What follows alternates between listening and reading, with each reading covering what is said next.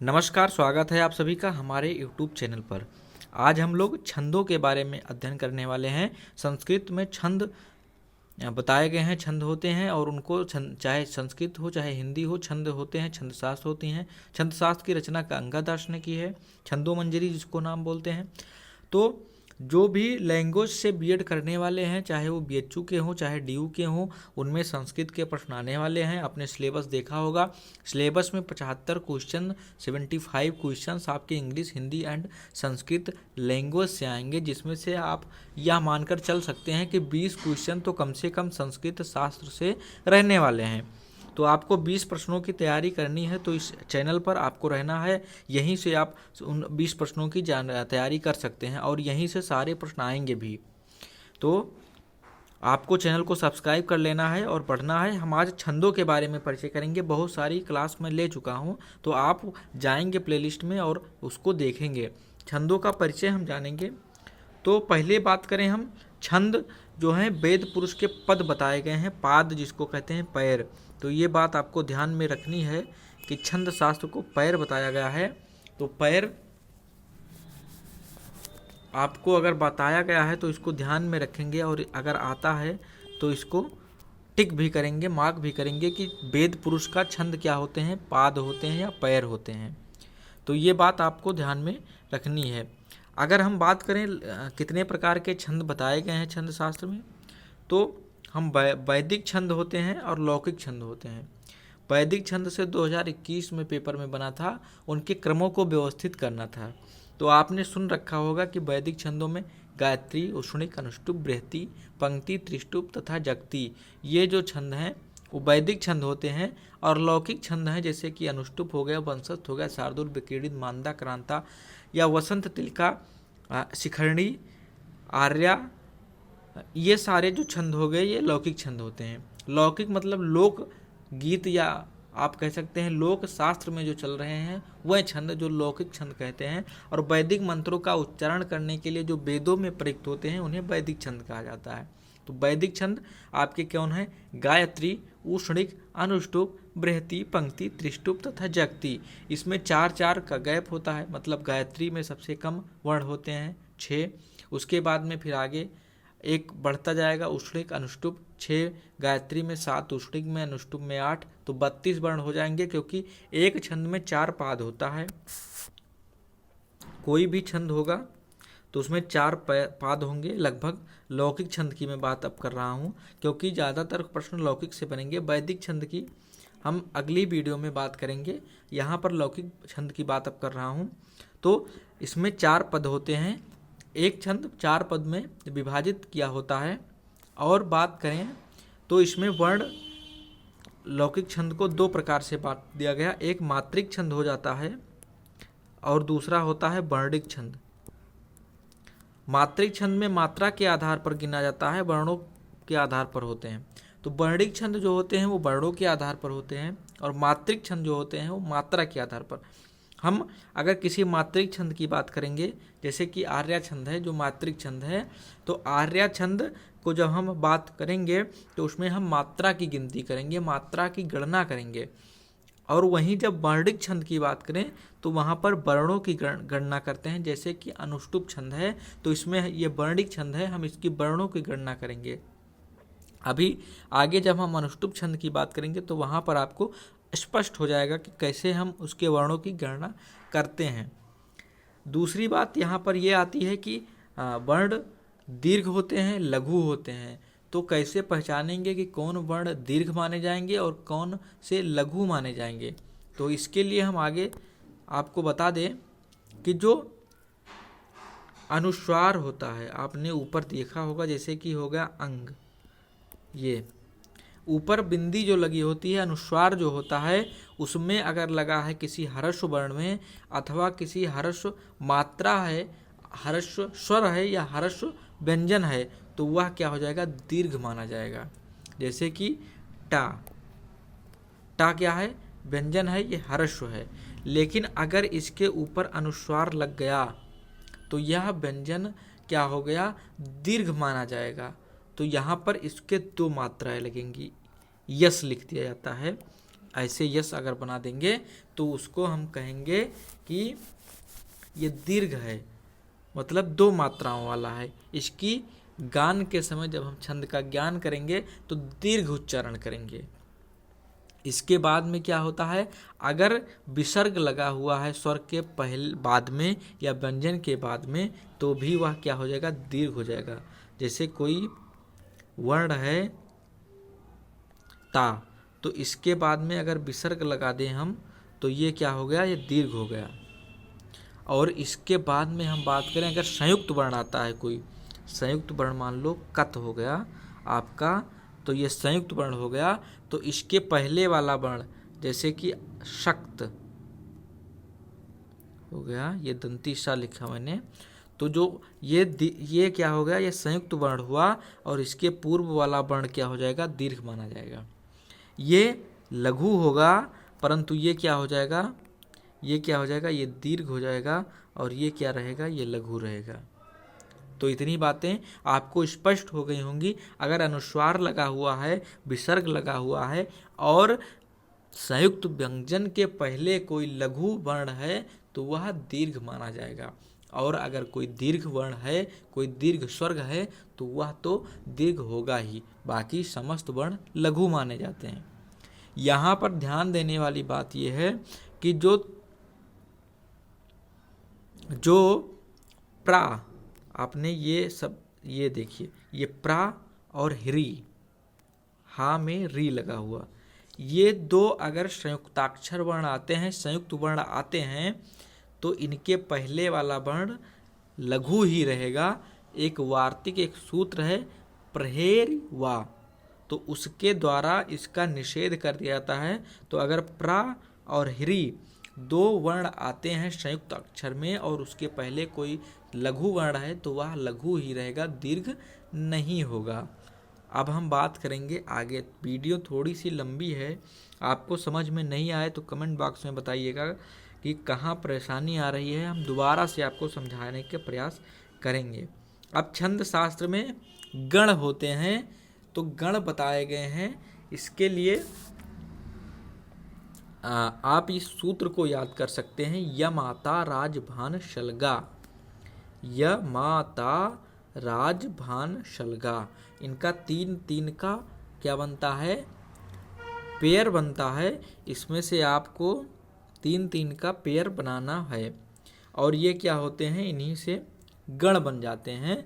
तो ये अभी आप छंद जब पढ़ेंगे तो हम आगे बताएंगे, यही पूछता है। जैसे कि या मा ता राज भान शलगा, तो जो दीर्घ है इन पर दीर्घ हो जाएगा, इसमें ये एक चढ़ा देते हैं, ये 2 हो जाएगा, ये 2 हो जाएगा, ये भी 2 हो जाएगा, ये हरस हो जाएगा, दीर्घ हो जाएगा, हरस हो जाएगा, हरस हो जाएगा, हरस हो जाएगा और ये दीर्घ हो जाएगा। गुरु क्या होता है, दीर्घ होता है, गुरु मतलब दीर्घ। तो अब बात करेंगे यगड़ में। अगर हम यगड़ की बात कर रहे हैं यहाँ पर देखिएगा, तो यगड़ मगड़ तगड़ रगड़ या मा ता रा, यगड़ मगड़ तगड़ रगड़ जगड़ भगड़ नगड़ सगड़, इतने यहाँ पर क्या हुए, गण बनते हैं।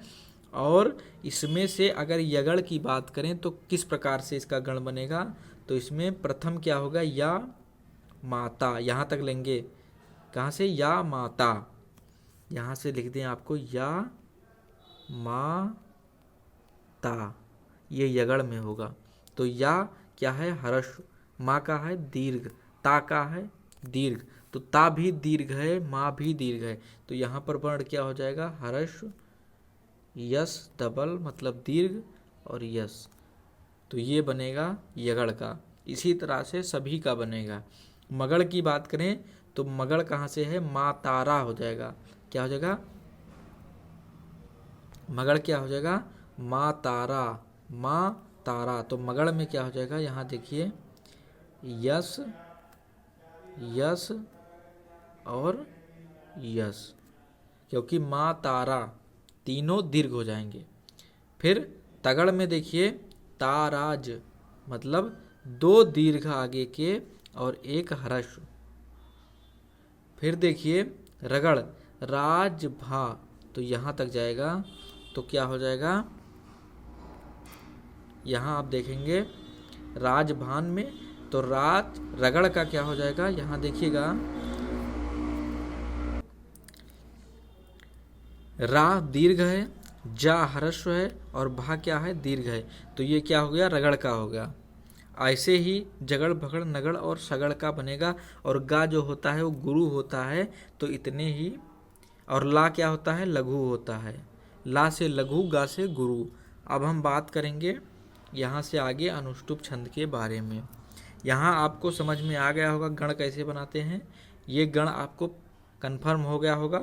3 वर्ण लेते हैं, 3 वर्ण पर डिसाइड कर लेते हैं और वैसे ही गण बना लेते हैं। गण में जो यहाँ पर देखिए या ह्रस्व है, माँ दीर्घ है तो डबल यस वाला चिन्ह, दीर्घ के लिए क्या है, यस वाला चिन्ह, और ह्रस्व के लिए ऐसे एक आई।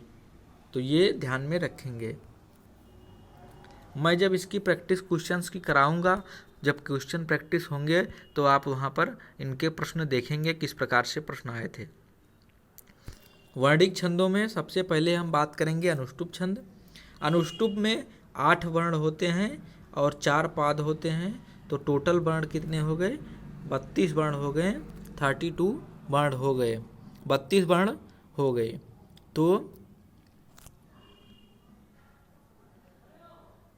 अब यहाँ पर आपको पता चल गया कि अनुष्टुप छंद में कितने वर्ण होते हैं, तो 32 वर्ण के अनुष्टुप छंद माना जाता है। अब अनुष्टुप छंद में आगे बात करेंगे तो कैसे पता चलेगा कि अनुष्टुप छंद ही है। तो इसमें बताया गया है अनुष्टुप छंद का लक्षण कि श्लोके षष्ठम गुरु गेयम सर्वत्र लघु पंचमम द्विचतुष्पादयो ह्रस्वम सप्तम दीर्घम अन्यो। इतनी संस्कृत देख करके आप घबराएंगे नहीं कि हमें संस्कृत नहीं पता तो हम कैसे करेंगे। अभी मैं आपको बहुत ही आसान तरीके से बता दे रहा हूँ। अब आपको पता होगा कि आपको इतना तो पता हो जाएगा कि हम इस श्लोक में आए वर्णों को गिनती कर लेंगे, गिन लेंगे। जैसे कि देखिए यहाँ पर जो हर आधे वर्ण है उनको गिनना नहीं होता है, जो पूरे वर्ण होते हैं केवल उन्हीं को गिनेंगे।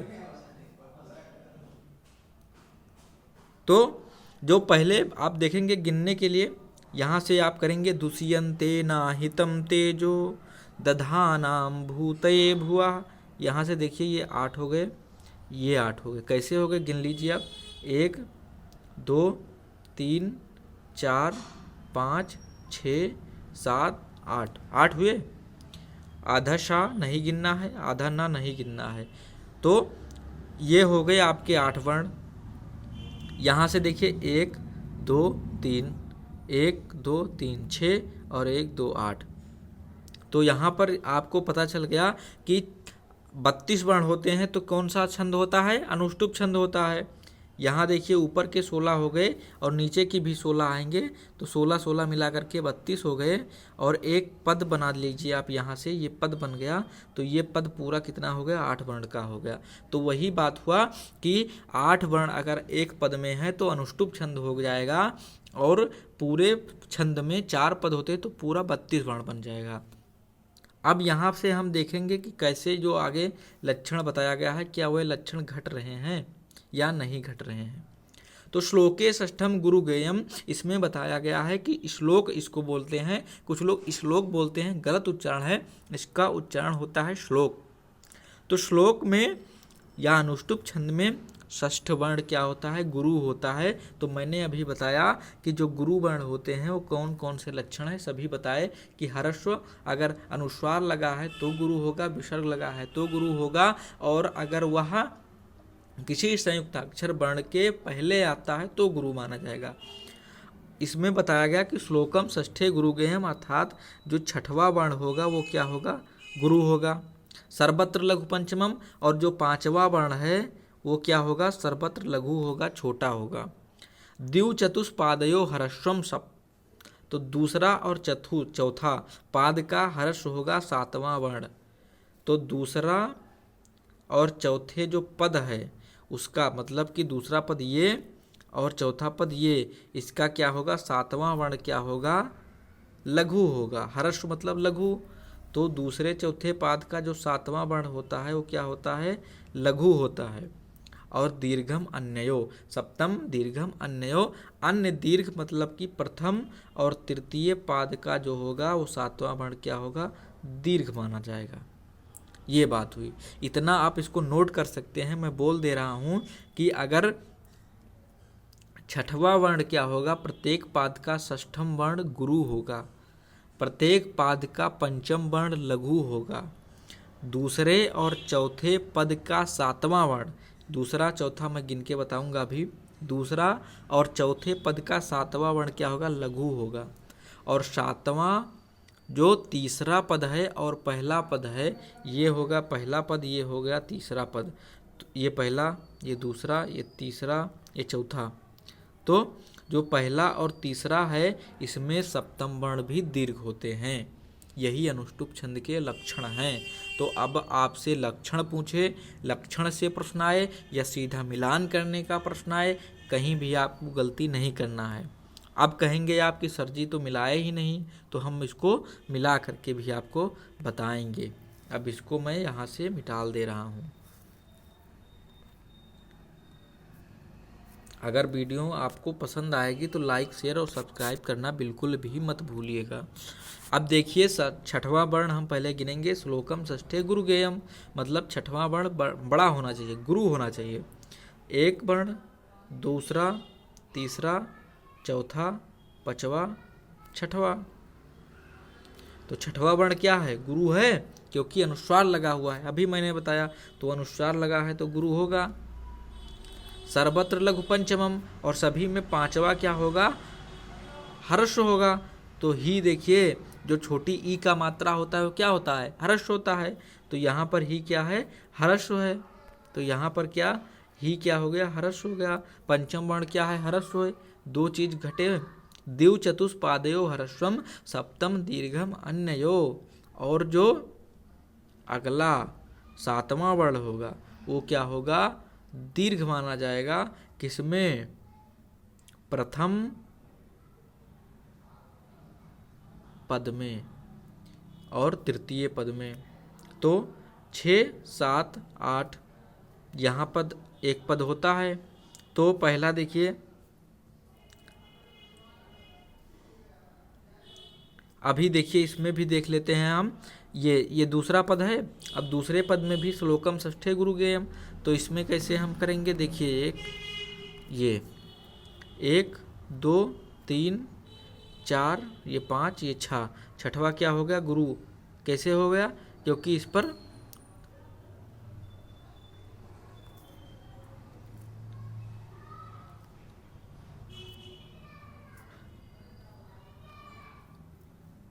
ये क्या हो गया, गुरु हो गया। और ये ता क्या है, ये पंचम क्या है, इस पर कोई भी मात्रा नहीं लगा हुआ है, तो क्या हो जाएगा, ये क्या हो जाएगा, हर्ष हो जाएगा।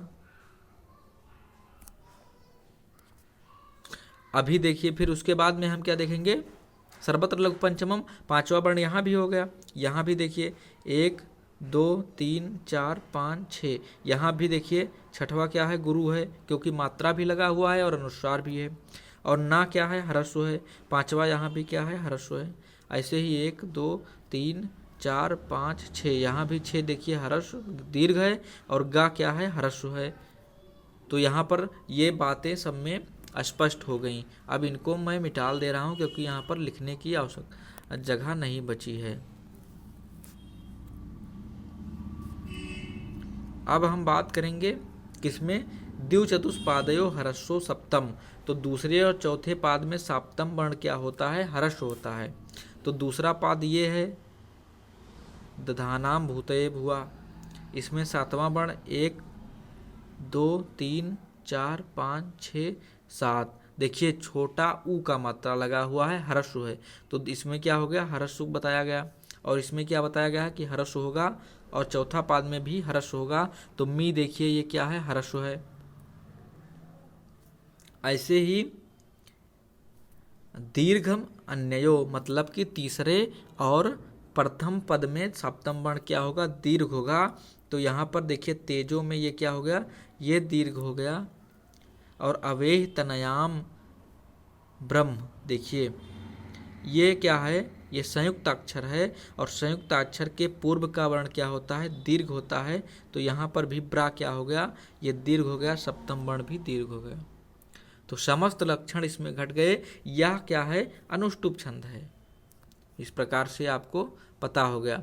अब जब ये अभ्यास हो जाएगा तो आपको 30 सेकंड से कम भी लगेगा और आप बता देंगे कि ये अनुष्टुप छंद है।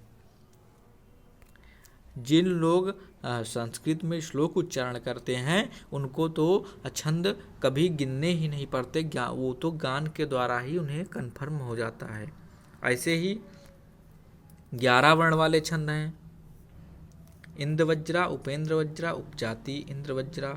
तो इन सब के लिए हम आगे की वीडियो में डिस्कस करेंगे। उपेंद्र वज्रा वंशस्थ है, उपजाति छंद है और वंशस्थ छंद है। तो इसको अगली वीडियो में डिस्कस करेंगे क्योंकि वीडियो बहुत ही लंबी हो जाएगी, 2-3 वीडियो में करके हम डिस्कस कर लेंगे।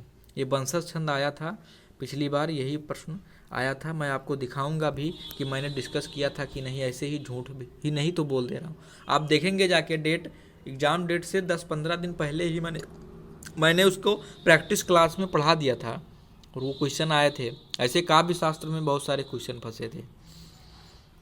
आपको विश्वास दिलाता हूँ यहाँ से क्वेश्चन ज़रूर फंसेंगे और आप देखिएगा 100% यहाँ से स्कोर रहेगा संस्कृत के प्रश्न पत्र में। चाहे आप DU की तैयारी कर रहे हो, चाहे BHU की तैयारी कर रहे हो, आपको कहीं अलग से कुछ भी करने की ज़रूरत नहीं पड़ने वाली है। तो मिले अगले क्लास में अगली बार, तब तक के लिए नमस्कार करते हैं।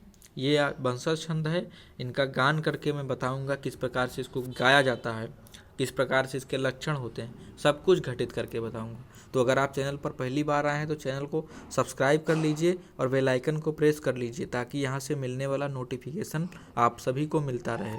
नमस्कार, मिलते हैं अगली क्लास में।